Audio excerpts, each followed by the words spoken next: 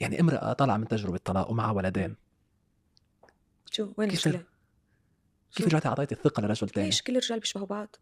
بعدين أنا ما عندي مشكلة بالرجل، أنا ما عندي مشكلة بالرجل، بمين كان عندِك مشكلة؟ ما عندي يعني هي بتكون ظرف أنت والشخص اللي شو معك. هو الظرف يعني شو يعني الظرف؟ ما اعتبر ما اتفقتوا بكتير شغلات، أنا فعليًا ما كان عندي حياة مع الزوج الأول، ما كان عندي حياة أبدًا، ولا مهنيًا. ليه أنتِ قررتِ إنِّك تبتعدي؟ لأ طبعًا. لكن لأ أنا قرار مشترك كان، مو قرار أنا لحالي، بس كان أنا بوقتها كنت مفكرة إنه هيك الأفضل إلي. أنعِك إنه إيه الأفضل إنه قاعدة الأفضل إنه بالبيت، تكوني بالبيت، إيه. تندمي؟ وأنا عم ضحيت مشان الطرف التاني هو اللي يطلع ويصير ويعمل ويصوّر ويكون مرتاح يعني. لأ ما تندمي؟ باندم، ما باندم، كسبت ولادي، ما ضيّعت لحظة من عمرُن.